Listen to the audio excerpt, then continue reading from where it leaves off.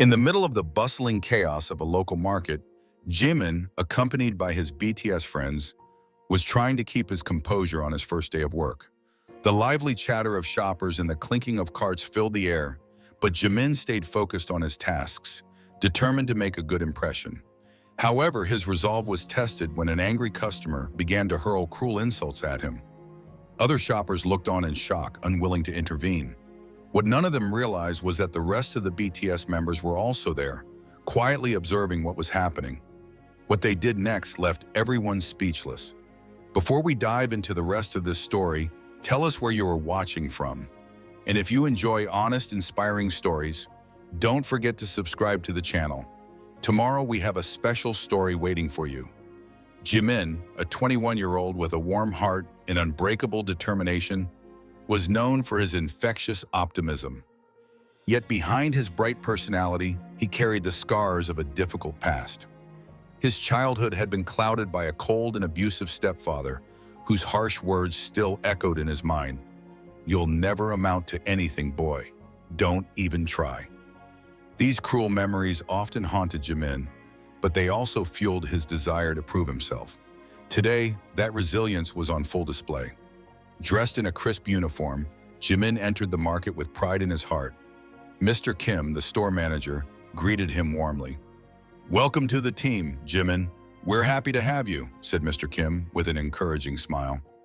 "Thank you, sir. I'll do my best," Jimin replied, shaking Mr. Kim's hand firmly. Eager to learn, Jimin dove into his training, absorbing every instruction, from stocking shelves to bagging groceries, paying close attention to every detail. His enthusiasm was obvious, but so were the quiet whispers from some coworkers about his speed. "He's a little slow, isn't he?" one muttered, unaware that Jimin could hear. Jimin chose to ignore the comment, focusing on showing what he could do. By the end of the day, he was exhausted but proud to have finished his first shift. As he was bagging the last customer's groceries, a sigh caught his attention. Jimin looked up, relieved that his shift was almost over, but he didn't notice the growing impatience of a particular customer watching him closely. The market's sliding doors hissed open, and Karen entered, a middle-aged woman, elegantly dressed, radiating superiority. Her heels clicked on the polished floor as she strode down the aisle, frowning. "These stores never get their act together," Karen muttered loudly, making sure everyone heard her displeasure. She grabbed a cart and moved through the aisles with purpose, carelessly tossing items inside. Anyone who got in her way, whether a child or a distracted shopper, was met with icy stares and audible sighs of annoyance. With her cart full, Karen headed to the checkout. The line wasn't especially long, but for someone as impatient as her, it might as well have been endless. She chose Jimin's line, narrowing her eyes as she watched his careful, deliberate movements while bagging another customer's items. "This has to be a joke," she muttered. Karen rolled her eyes and whispered under her breath, "How can someone this slow even work here?" When it was finally her turn, Karen slammed her items onto the counter, her frustration clear in every movement. Jimin, maintaining his polite composure, greeted her with a shy smile. "Good morning, ma'am," he said quietly. Karen shot him a piercing look and replied in a sharp tone, "Let's hope you keep this up, but at this rate I doubt it. I don't have all day, you know," she snapped, her voice slicing through the market's hum. Visibly nervous, Jimin focused on scanning her items carefully, double-checking the codes and bagging each item meticulously. But Karen's intense stare bore into him. Her impatient sighs and the relentless tapping of her fingers made every second feel heavier. "Is this going to take much longer?" she asked, leaning forward with exaggerated exasperation. "Seriously, it's like I'm watching this in slow motion." Jimin's cheeks flushed and his hands began to tremble. Determined to speed up, he worked faster, but the pressure only made things worse. His coordination slipped. A package tumbled from his hands and hit the floor with a dull thud. Flustered, Jimin quickly bent down to pick it up, but Karen's biting remarks sliced through the moment. "Oh my God, he can't even hold a bag," she mocked, raising her voice so everyone could hear. She glanced around at the other customers, seemingly seeking their agreement. Jimin, hurt but resolute, pressed on, trying his best to continue. But his breathing grew heavier, and his trembling hands betrayed the tears he fought to hold back. Karen folded her arms, glaring at him. Someone has to do something about this, she declared loudly, her tone sharp and condescending. This is ridiculous. I don't have all day to deal with this level of incompetence. The tension in the air grew. People in line began to murmur. Some shifted uncomfortably, while others took out their phones to record the escalating scene. Emboldened by the lack of intervention, Karen took another step toward the counter, now pointing her finger directly at Jimin. Her voice was dripping with disdain as she snapped, "This is unacceptable. You shouldn't even be working here if you can't do something as simple as bag groceries. Who hired you anyway? Was it out of pity?" Jimin froze. Her words hit deep. His hands shook as he tried to focus on the next item, but the pressure was mounting. Another bag slipped from his hands and fell softly but humiliatingly to the floor. "See that?" Karen exclaimed, laughing sarcastically. "He can't even hold a bag. This is pathetic." Jimin swallowed hard, a lump in his throat. Painful memories from his childhood flooded his mind. He saw himself as a boy at the kitchen table, his stepfather looming over him and shouting cruel words. "You'll never do anything right, boy. You're just dead weight, and everyone knows it." The memory brought that same ache in his chest, the same urge to shrink away. "I just want to help," Jimin whispered to himself, his voice barely audible above Karen's rant. Karen leaned in closer, mocking him. "Someone needs to teach you how to do a real job," she declared. "You're holding everyone up." Her voice echoed through the store, drawing the attention of shoppers from other aisles. Some customers in line shifted uncomfortably, others whispered quietly, and a few even pulled out their phones to record the confrontation as it grew more intense. Jimin tried to speak, to explain himself, but the words stuck in Jimin's throat. His eyes welling with tears, he fought desperately to hold back. The humiliation was almost unbearable. And then suddenly the sound of firm, determined footsteps approaching the checkout line cut through the tense atmosphere. Karen's tirade was interrupted as she turned to see who was coming. The entire market fell into an awkward silence. The usual clatter of carts, the chatter of shoppers, and the hum of the registers seemed to fade away, leaving only the heavy weight of the moment. Karen's gaze remained locked on Jimin, until a figure stepped forward, interrupting her with an air of quiet authority. All eyes in the store were now fixed on the checkout. "This is an insult to my time," Karen exclaimed, raising her arms dramatically. "I can't believe I have to put up with this." The crowd froze, uncertain whether to intervene or step back. An elderly woman at the end of the line leaned toward her husband and whispered, "Isn't anyone going to do something? That poor boy looks so lost." Her husband hesitated and merely shrugged, but the tension was about to break in a way no one could have expected. "I don't know, we don't want to cause trouble, right?" murmured a man in line, unsure whether to get involved. The tension was palpable, but Karen seemed blissfully unaware of the discomfort she was causing, consumed by her own outrage. Her voice grew louder as Jimin's patience visibly wore thin. The once warm atmosphere of the market now felt suffocating for Jimin, who nervously glanced at the faces around him, meeting a mix of critical, sympathetic, and indifferent stares. The harsh fluorescent lights blurred his vision and intensified his sense of vulnerability.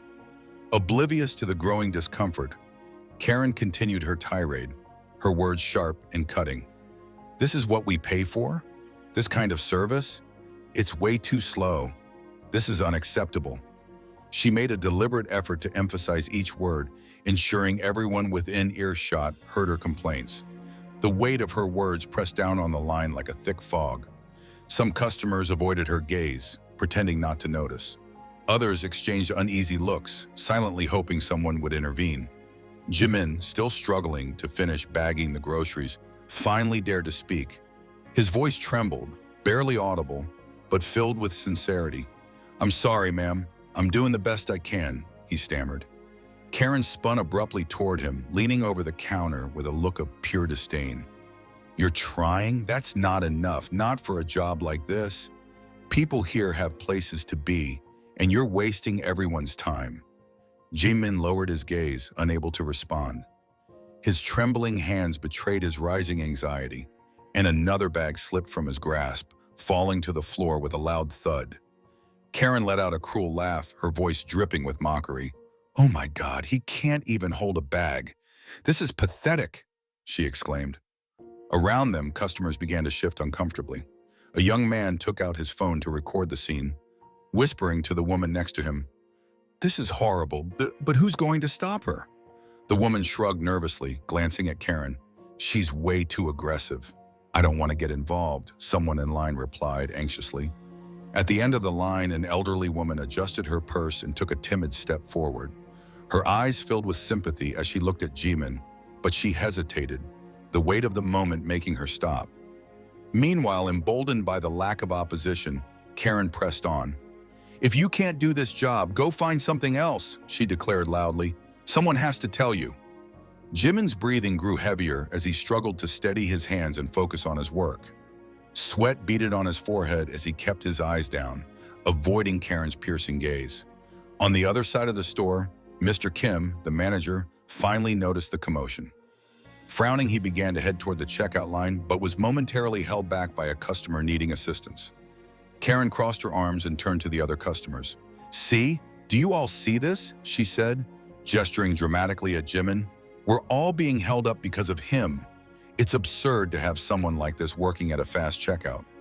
The murmurs in the line grew louder, but still no one stepped forward. The discomfort was almost unbearable.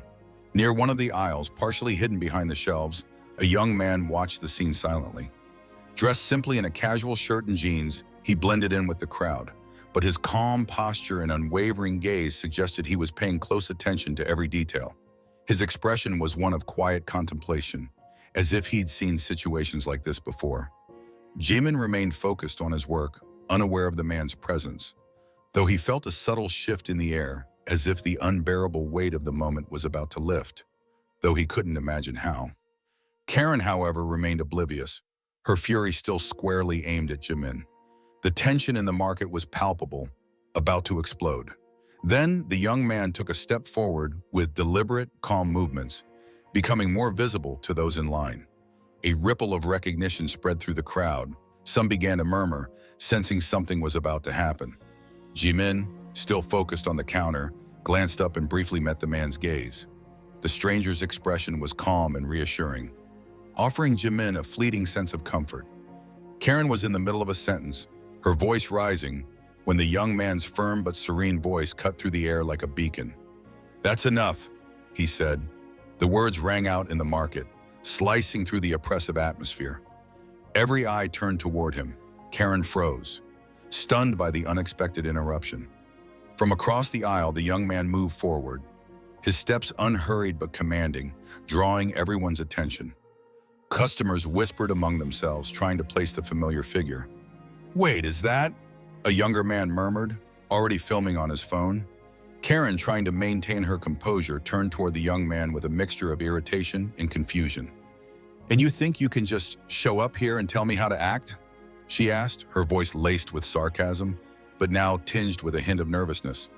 The young man stopped a few steps away, his serene eyes, his eyes locked on hers, calm but undeniably commanding. He held his composure, but his presence was impossible to ignore. "I'm not here to tell you how to act," the young man replied, his voice steady and determined. "I'm saying that what you're doing right now is wrong." His calm, yet resolute tone silenced the murmurs around them. Karen blinked, clearly taken aback. "Wrong? You don't even know what's happening here. I'm just stating the facts. This boy is holding everyone up," Karen snapped. The young man allowed himself a small, gentle smile, though the intensity in his eyes never faded. "The facts? The fact is, he's doing his job. And you've decided to humiliate him for it. There's a big difference between stating the facts and using them as a weapon." The murmurs among the customers grew louder, but now the focus had shifted from Jimin to Karen. Jimin, frozen behind the counter, looked at the young man with wan, uncertain eyes. He didn't understand why the stranger had intervened, but a wave of relief washed over him. At last, someone had answered his silent plea for help. The young man stepped closer to Jimin, his expression softening. "What's your name?" he asked, his tone gentle but encouraging. "Jimin," he stammered, his voice trembling. The young man nodded. "Jimin, you're doing a great job here. Don't let anyone tell you otherwise." He placed a reassuring hand on Jimin's shoulder, as if passing on some of his own confidence. We all have hard days, but they don't define who we are, okay? Jimin nodded slowly, tears brimming in his eyes. He couldn't find the words to respond, but the crushing weight he'd felt just moments before now seemed a little lighter. Karen, visibly unsure of herself now, crossed her arms and let out a short, nervous laugh. Look, I don't know who you think you are, but this has nothing to do with you. I just want fast service, and he's clearly not up to the task. The young man turned to her, his expression growing more serious. I'm someone who believes in respect. It costs nothing to be kind, and clearly you've lost sight of that. Karen scoffed, but her voice had lost its edge. I have a right to be frustrated. I'm wasting my time here. He nodded slightly. You have every right to be frustrated, but you do not have the right to take it out on someone who's done nothing to deserve it, especially someone who's here to help. A woman in the middle of the line, emboldened by the young man's words, spoke up. He's right, it's not fair to treat the young man like that. Another customer closer to Karen joined in. We're all waiting in line and no one else is complaining. What makes you think you're different? Supportive murmurs spread through the crowd. Karen looked around, realizing the validation she sought wasn't there. Instead, she was surrounded by looks of disapproval, with many customers now recording the interaction on their phones. The energy in the market shifted completely. What had been a scene of humiliation was now a moment of solidarity. Before leaving, the young man turned to Jimin and smiled. Keep being yourself, he said. Who you are is already more than enough. As the young man left the market, the customers broke into applause. Jimin stood behind the counter, still processing what had happened. For the first time in a long while, he felt like he mattered. Karen's presence faded as she stormed furiously out through the automatic doors. The brief silence she left behind was soon replaced by conversations among the customers. She had no right to speak to him like that, an elderly woman commented to her neighbor. That was incredible, another customer replied, still in awe.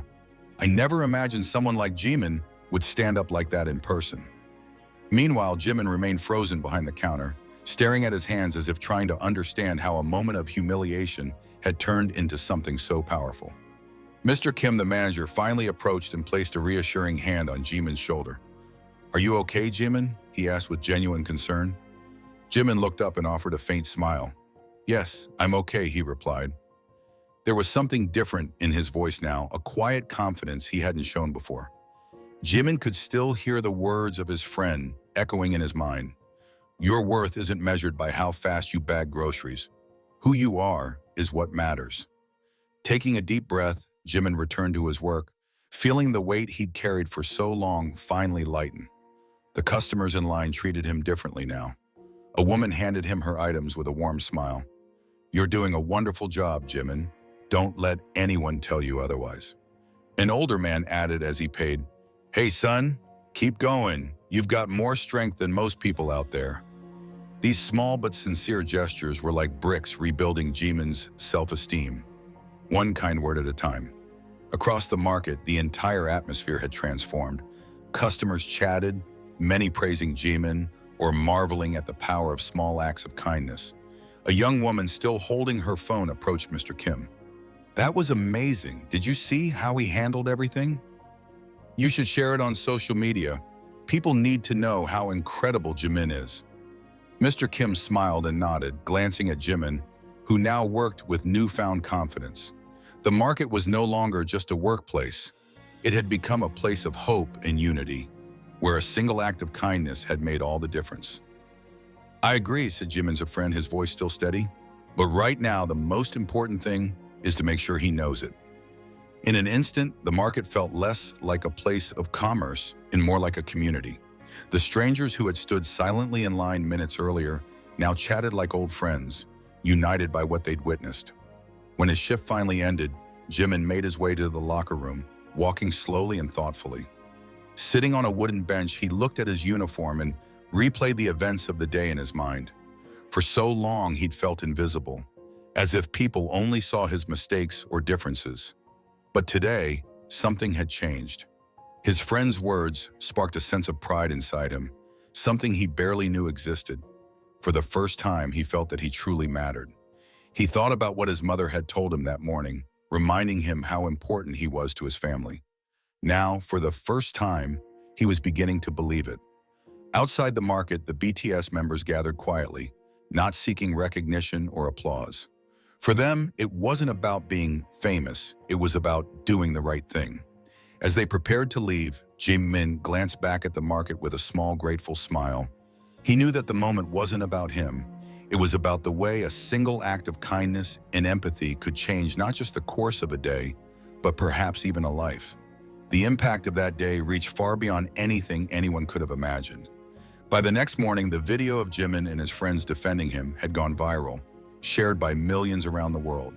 Hashtags like #respect4, Jimin and #kindness matters started trending, sparking conversations about the importance of treating everyone with dignity.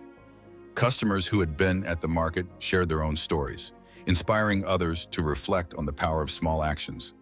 Jimin, who once dreaded attention, became a symbol of resilience and strength. The narrator ends the story with a touching reminder.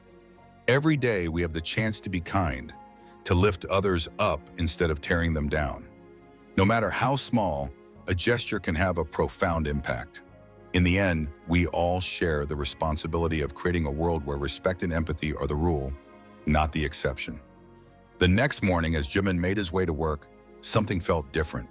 The cruel words that once weighed him down had been replaced by the encouragement and support he'd received the day before.